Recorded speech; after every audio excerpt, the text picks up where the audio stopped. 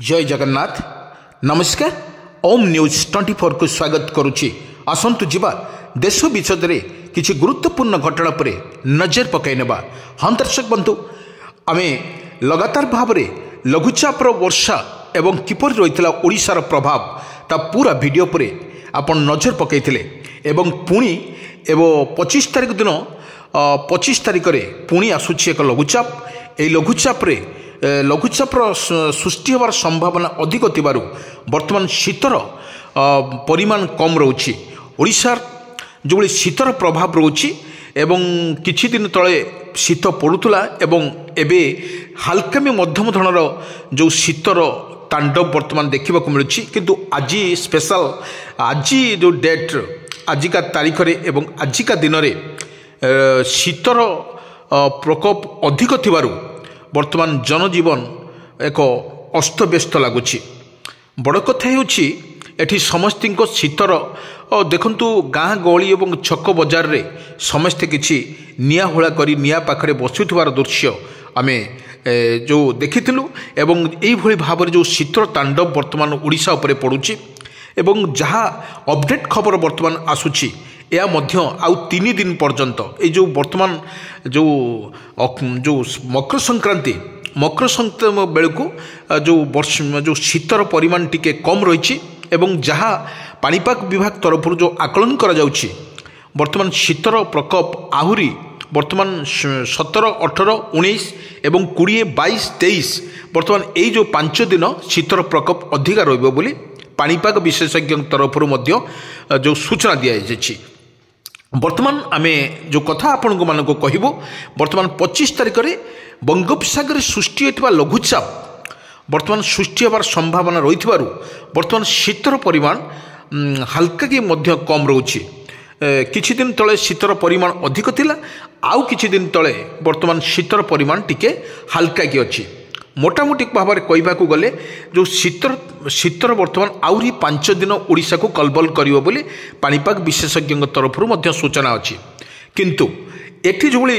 25 तारिख को लेकिन लघुचाप सृष्टि होवार आईएमडी पक्षर वर्तमान जो आकलन करिछि किंतु 25 तारिख बेलू बंगोपसागर रे एक शक्तिशाली लघुचाप सृष्टि होवार संभावना रही। किंतु एठी बड़ कथा होछि जो आईएमडी माने भारत पाणीपाग विभाग तरफ एक अपडेट न्यूज वर्तमान आसुछि। वर्तमान आमे देखुचंती 16, 17, 18, 19 यही भली तारीख रे जो भली वर्षा लगी रहउतला एवं आकाश मध्य मेघाच्छन्न थिला। किंतु वर्तमान आमे जहाँ आपण मानको अपडेट खबर पुणी दौचु वर्तमान आपण मैंने देखिए कौन जिले में वर्तमान आकाश मेघाच्छन्न रहा सहित पाग काउलिया करथिला। ये पाग काउलिया करने जोगुरु शीतर परिमाण टिके वर्तमान कम थिला एवं ये जो वर्षा झिपिझिपि वर्षा को लेकिन जो आईएमडी पक्षर वर्तमान सूचना कर जाइछि जो माने आपण माने जानिथिबे जो भली वर्षार विशेषकर वर्षा हेउ नथिला एवं जो घूर्णिबलय वर्तमान सक्रिय अच्छी। जो आपण देखा गले जो भली जो तांडव रची वर्षा ता घूर्णिबलय सृष्टि होउथवार ताहा मध्य पूरा श्रीलंका आड़िकी मुहाईला। जो लघुचाप सृष्टि होता ता वर्तमान जो ओडिशार वर्तमान जो लघुचाप तांडव थिला ता वर्तमान ओडिशा उपर किछि प्रभाव पड़ नथिला कारण जो लघुचाप सृष्टि होता से लघुचाप वर्तमान श्रीलंका आड़के बेसी प्रभावित करथिला ता ओडिशा उपर प्रभाव पड़ नथिला। किंतु ओडिशा उपर प्रभाव पड़ नथिले मध्य किछि पामरे ओडिशा उपर पड़थिला ता मध्य पूरा क्षयक्षति होइतिला ओडिशा सेतिप्रति समस्त को सतर्क सूचना करा जायतिला। किंतु एबे जो आईएमडी पक्षर जो सूचना आसीछि ताहा मध्य लघुचाप सृष्टि होवार बहुत आशा वर्तमान अधिक थिबा माने अच्छी जो भली संभावना अच्छी सेतिपई प्रभावित होउछि माने अतिक्रम माने प्रभावित होउछि माने ओडिशा उपरे अधिका प्रभाव यार रहिउ नथिला। किंतु जो ओडिशा रहितले कारण होछि लघुचाप बंगोपसागर सृष्टि होछि एहा प्रभाव रे वर्तमान सुधा उत्तर भारत रे पश्चिम झड़ वर्तमान सक्रिय अछि। ए पश्चिम झड़ जो सक्रिय अछि ता मत कहवाक गले भारतर माने उत्तर भारत में वर्षा संभावना रही से आपण मैंने सीधा सड़क जानीपे जो भाई वर्षा जो रही ବର୍ଷା ରହିଥିଲା ଏବଂ କିଛି ପରିମାଣରେ ଯେଉଁ ଓଡ଼ିଶା ଉପରେ ପ୍ରଭାବ କିଛି ପଡ଼ିନଥିଲା ତା ବର୍ତ୍ତମାନ ଶ୍ରୀଲଙ୍କା ମୁହାଁଇଥିଲା କିନ୍ତୁ ବରଂ ମୁହୂର୍ତ୍ତର କଥା ତା ସକ୍ରିୟ ଅଛି ସେଇ ଯେଉଁ ସକ୍ରିୟ ଅଛି ଯେଉଁ ଘୂର୍ଣ୍ଣିବଳୟଟି ସକ୍ରିୟ ଅଛି ତାହାରି ଫଳରେ ଯେଉଁ ଝିପିଝିପି ବର୍ଷା ସହିତ କୋହଲା ପାଗ ମଧ୍ୟ କାଁ ଭାଁ କୋହଲା ପାଗ କରୁଥିବେ କିନ୍ତୁ ମଧ୍ୟମ ଧରଣର ମାନେ କାଁ ଭାଁ କୁହୁଡ଼ା ବଜାଏ କିନ୍ତୁ ଏଠି ଯେଉଁ ବିଶେଷ ଖବରର ସୂତ୍ର ଆମେ ଆପଣମାନଙ୍କୁ ଦେଉଛୁ ଯେଉଁଠି ୟେଲୋ ୱାର୍ଣ୍ଣିଂ ଜାରି କରାଯାଇଛି ଘନ କୁହୁଡ଼ି ପାଇଁ ତ ଓଡ଼ିଶାରେ ବର୍ତ୍ତମାନ ଶୀତର ଲହରୀ ସବୁଆଡ଼େ ଦେଖିବାକୁ ମିଳୁଛି ଏବଂ ଘନ କୁହୁଡ଼ି ମଧ୍ୟ ଜୋରଦାର ଭାବରେ ପଡ଼ୁଛି ଲୋକମାନଙ୍କର ଜୀବନଯାପନ ଅସୁବିଧା ହେଉଛି ଏଠି ଯେଉଁ ସରକାରଙ୍କ ତରଫରୁ ଘୋଷଣା କରାଯାଇଛି ଯେଉଁ ଗାଡ଼ି ଚାଳକ ପାଇଁ ଏକ ସତର୍କ ସୂଚନା ସେମାନେ ମଧ୍ୟ ଧୀର ସ୍ଥିର ଭାବରେ ଗାଡ଼ି ଚଲାଇବା ପାଇଁ ମଧ୍ୟ କୁହାଯାଇଛି କିନ୍ତୁ ବଡ଼ କଥା ହେଉଛି ଯେଉଁ ନିଶାଗ୍ରସ୍ତ ହୋଇକି ଗାଡ଼ି ନ ଚଲାଇବା ପାଇଁ ସରକାରଙ୍କ ତରଫରୁ ମଧ୍ୟ ପାଳନ କରାଯାଇଛି କାରଣ ଯେଉଁ ଶୀତର ବର୍ତ୍ତମାନ ପ୍ରକୋପ ପଡ଼ୁଛି ବର୍ତ୍ତମାନ ଯେଉଁ ମକର ସଂକ୍ରାନ୍ତି ବେଳକୁ ଶୀତର ତାଣ୍ଡବ ଯେଉଁ ଗୋଟେ ଦିନ କମିଥିଲା 2 ଦିନ ପୂର୍ବରୁ କମିଥିଲା ବର୍ତ୍ତମାନ ଯେଉଁ 16, 17, 18, 19, 20 ତାରିଖ ପର୍ଯ୍ୟନ୍ତ ୟାର ଯେଉଁ କୁହୁଡ଼ିର ପରିମାଣ ଅଧିକା ରହିବ ଏଇ ଯେଉଁ କୁହୁଡ଼ିର ଯେଉଁ ଅଧିକା ରହିବ ଆପଣ କାକର ମଧ୍ୟ ବର୍ତ୍ତମାନ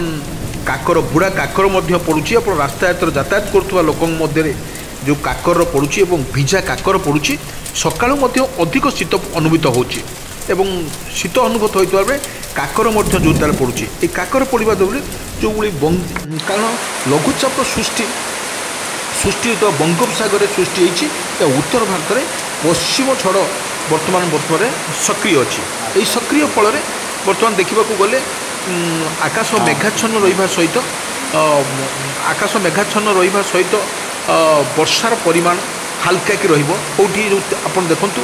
କାଁ ଭାଁ ଯେଉଁ 30ଟି ଜିଲ୍ଲା ରହିଛି ଯେଉଁ 30ଟା ଜିଲ୍ଲାର ଆଖାପାଖି କାଁ ଭାଁ ଜିଲ୍ଲାରେ ଆକାଶ ମେଘାଚ୍ଛନ୍ନ ବର୍ତ୍ତମାନ ଆଜିକା ଡେଟ୍ରେ ଯଦି ଦେଖିବା ଆକାଶ ମେଘାଚ୍ଛନ୍ନ ରହିଥିଲା ଗୋଟେ ବେଳି ଅପର ବେଳି ଯଦି ଖରା କରୁଛି ପୁଣି 12ଟା 1 ବେଳକୁ ଆକାଶ ମେଘାଚ୍ଛନ୍ନ ମଧ୍ୟ ରହିଥିଲା ଯେଉଁଭଳି କାଉଁଳିଆ ପାଗ କରିସାରିଲା ପରେ ଶୀତର ଯେଉଁ ଲହରୀ ଯେଉଁ ଖେଳୁଛି ମାନେ ଓଡ଼ିଶାର ଅଧିବାସୀମାନଙ୍କ ପାଇଁ ଏକ ଅସ୍ତବ୍ୟସ୍ତ କରି ପକାଉଥିଲା ବଡ଼ କଥା ହେଉଛି ଯେଉଁ ସକ୍ରିୟ ହେଉଛି ଯେଉଁ ଘୂର୍ଣ୍ଣିବଳୟଟି ସକ୍ରିୟ ହେଉଛି ତା ଫଳରେ ଲଘୁଚାପର ବର୍ଷାର ପରିମାଣ ଟିକେ ଅଧିକ ରହୁଛି ଓଡ଼ିଶା ଉପରେ କାଉଁଳିଆ ପାଗ କରିବା ସହିତ କାକର ଯେଉଁ ଭିଜା କାକର ଯେଉଁ ବୁଢ଼ା କାକରରେ ବର୍ତ୍ତମାନ ବର୍ଷା ଅଧିକ ନଥିଲେ ମଧ୍ୟ ମଧ୍ୟମ ଧରଣର ବର୍ଷା ହେବା ମାନେ IMD ପକ୍ଷରୁ ଭାରତ ପାଣିପାଗ ବିଜ୍ଞାନ ତରଫରୁ ମଧ୍ୟ ଟିକେ ସୂଚନା ଦିଆଯାଇଛି 25 ତାରିଖର ସମ୍ଭାବନା ଅଛି ଲଘୁଚାପ ହେବାର କିନ୍ତୁ ଏପର୍ଯ୍ୟନ୍ତ କୌଣସି ପ୍ରକାର ଗ୍ୟାରେଣ୍ଟି ଦିଆଯାଉ ନାହିଁ କିପରି ଭାବରେ ଏତେ ସତର୍କ ମଧ୍ୟ କରାଯାଏ ନାହିଁ ସତର୍କ ରହିବା ପାଇଁ ମଧ୍ୟ କୁହାଯାଏ ନାହିଁ କାରଣ ଏହା ଲଘୁଚାପ ସମ୍ଭାବନା ଅଛି ସୃଷ୍ଟି ହେବାର ସେହି ପ୍ରଭାବରେ ଓଡ଼ିଶାର ଯଦି ଶୀତ ଟାଇମ୍ରେ ଯଦି ପୁଣି ଏକ ବର୍ଷା ଝିପିଝିପି ବର୍ଷା ରହିଲା ଏବଂ ପବନ ମଧ୍ୟ ରହିଲା ସେଥିପାଇଁ ବହୁତ ହଇରାଣ ହେବେ ବୋଲି ଯାହା ଆକଳନ କରିଛି IMD ବା ଭାରତ ପାଣିପାଗ ବିଭାଗ ତରଫରୁ ମଧ୍ୟ ସୂଚନା ଦିଆଯିବ କିନ୍ତୁ ବଡ଼ କଥା ହେଉଛି ଏଠି ଲୋକମାନଙ୍କର ଯେଉଁ ଆପଣ ଦେଖୁଥିବେ ଆକାଶର ଯେଉଁଭଳି ମେଘାଚ୍ଛନ୍ନ ରହୁଛି ଆକାଶର ଯେଉଁଭଳି ମେଘାଚ୍ଛନ୍ନ ରହିବା ସହିତ ବର୍ଷା ଯେଉଁ ଝିପିଝିପି ବର୍ଷା ହେବାର ମଧ୍ୟ ସମ୍ଭାବନା ରହିଛି କିନ୍ତୁ ଯେଉଁ IMD ଭାରତ ପାଣିପାଗ ବିଭାଗ ତରଫରୁ ଏଠି କୌଣସି ପ୍ରକାର ବ୍ୟସ୍ତ ହେବେ ନାହିଁ